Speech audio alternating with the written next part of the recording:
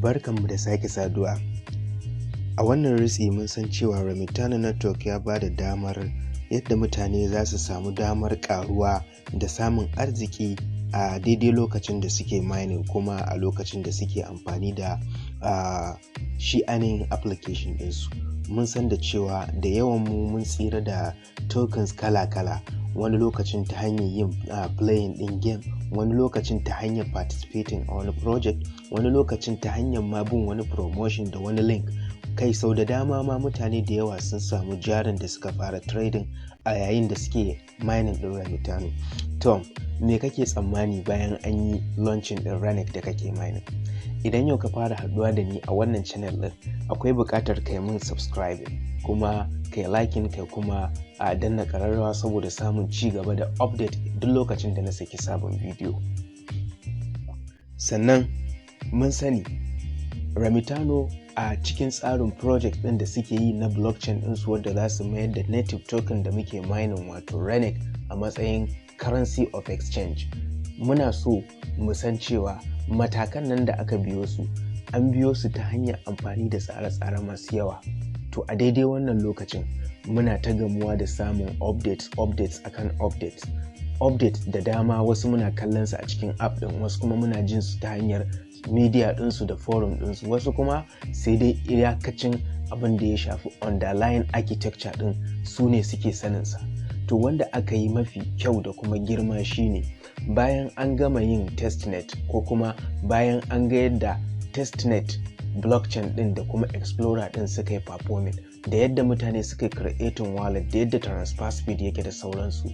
So yanzu Remitano ta yi babban upgrade saboda ta yi dependent ɗin blockchain ɗinta daga kutse na hackers da kuma dukkanin wasu al'amura da project da za a iya shiryawa a kai ya zama legit mutane ne suke shirya wayannan project ɗin. Misali, mun sani cewa akwai node operating system da ake installing a cikin system ɗin masu validating na transaction wa'anda ake ce musu nodes. Wa'annan su ma an inganta hanyar sadarwa tsakaninsu da juna da kuma upgrading ɗin ita kanta node mining software ɗin. To wannan ba shi ne abu mafi muhimmancin ba. Abin da muke zato zai faru da kuma wanda muke sa rai bayan duk ribar da muka samu a wannan mining session ɗin da kuma wadda za ta zo mana a gaba shine mun san cewa shi RENEC ba ƙaramin coins ne da za ka zauna kai wasa da shi ba. So mu kalli yadda Remitano blockchain tun yanzu tana matsayinta na exchange kafin mu tafi public network ya muke ganin ƙarfinta.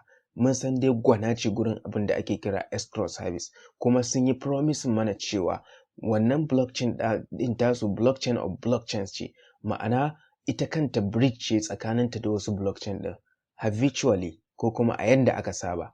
Duk wani blockchain dan kana waccan blockchain ɗin, a misalin kana Ethereum blockchain ko kana Bitcoin blockchain ko kana Polygon blockchain, zaka ga transfer da sauran al'amura na transaction ana samun high cost of transaction saboda kowace blockchain tana cikin iyakacin gejin bodarta. To ita kuma Remitano sai take so ta zama bridge of blockchain. Zaka iya tunawa da cewa su sun ce duk wata wallet ɗin da take kan Remitano exchange yanzu haka tana da wani space gabanta wanda yake tantance blockchain ɗinta. To in za ka yi tunani akan transfer, local transfer da kuma external transfer, me kake tunani zai faru? Wannan shine cross-chain blockchain, kuma wannan bridge ɗin wani service ne wanda zai ba da dama ka samu kai transfer ɗin dukkanin wani coins da dukkanin kowane irin wrap token ne ko a wannan network yake, kai incorporating ɗinsa kai transacting ɗinsa through Remitano. To ga abin da muka fi komai buƙatar mu sani shine shi wannan RENEC da kai mining ko nawa kai mining, muna da kyakkyawan zaton cewa zai zama tamkar sa'a a BNB. Amma mu ɗan tsaya mu yi wani tambaya guda ɗaya. Shin yanda muke magana cryptocurrency ɗin nan ko haka yake a zahiri? Mutane da yawa har daga cikin wasu da dama da suke cewa su 'yan crypto suna ɗaukan cryptocurrency kamar wani abu ne na canke-canke ko wani abu ne na sa'a ko kuma caca, wani dai abu da ya kama da haka. To maganar gaskiya cryptocurrency kuɗi ne, kuma ƙirƙirar cryptocurrency asalin abin da aka ƙirƙire shi a kai shine ya nuna maka cewa cryptocurrency ba dabo ba ne, ba caca ba ne, ba kuma zato ba ne.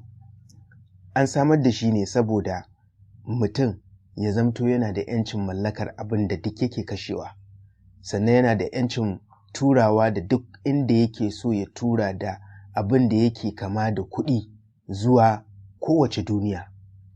To ashe kenan cryptocurrency kuɗi ne. Investment a cikin cryptocurrency ba magana ce ta let me go to the moon ko kuma a Ponzi scheme project da ake yi ba. A'a, cryptocurrency shine ka sami investment da portfolio mai ƙarfi a cikin tsari na blockchain mai ƙarfi. Wannan shine dalilin da yasa nake ganin duk wanda yake mining RENEC to yayi murna.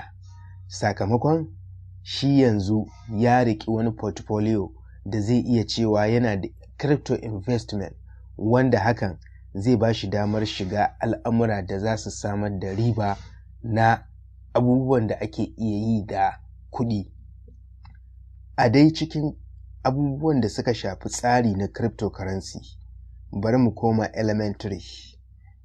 Mamallakin cryptocurrency yana da ikon da zai iya turawa da transaction ba tare da ya samu tallafi daga wani abu ko wasu mutane da a tsakiya kamar shugabancin wata hukuma ko wani banki ko wani al'amari ba. A'a, shi idan kai tunani misali a da za ka turawa da yaro kuɗin karatu da yake turai, mutane nawa ka bawa charges a wannan kuɗin. To cryptocurrency ya zo ne don saboda ordinary mutane su zama su ne suke da mallakar abin da suke da shi a cikin wallet ɗinsu. Za mu yi magana akan wallet, amma in baka creating wallet baka kamanta a link ɗin nan da yake nuna maka a sama, za ka iya duba shi. Sannan kuma wasu tutorial ɗin da aka yi dai akan wallet duk za su biyo baya a ƙarƙashin wannan video ɗin. Bayan an yi launching ɗin RENEC, mu tafi kai tsaye ka kula da waɗannan abubuwan. Na farko, idan an samar da tsari mai kyau, misali irin na launchpad da muka sani ana yi a wasu exchanges ɗin, idan za a ba wa mutane dama su samu riba ta hanyar shiga wannan tsarin, ka tabbata ka binciki tsarin, sannan kuma ka karanta bayaninsa, sannan kuma ka shiga ciki. Na biyu, a tabbata an tsira da kaso mai yawa daga cikin RENEC ɗin da aka yi mining a lokacin mining. Domin idan har baka tsira da RENEC mai yawa ba, kai garaje ka rabu da RENEC ɗinka, to zai zama kamar kai wasting ɗin lokacinka. Kuma kamar yadda masu iya magana suka ce, wanda ba zai iya riƙe abin da yake da shi ba, ba zai iya samun dukiya ba. Sannan a ƙarshe, ina so mutum ya tabbatar da cewa ya kula da dukkanin shige da fice da yake akan intanet, sannan kuma ya kula da emails da za a ringa tura masa kan cewa ka yi rijista da mu, ka manta seed press ɗinka, ka ba mu, za mu taimaka maka gurin dawo da su. Mutane da yawa sun faɗa hannun bara gurbi. To kowace wallet kake da ita, ba ta Remitano ba, in MetaMask kake da ita, Trust Wallet kake da ita, ko mecece, kada ka amsa wani email da ya zo maka daga wani guri wanda yake nuna cewar za a taimaka maka ka ba da seed phrase ɗinka ko password na wallet ɗinka. A kula da wannan, saboda suna nan sun baza koma. A ƙarshe, ina fata wannan bidiyo da wannan shawarwari sun amfanar. Allah ya ba mu alheri.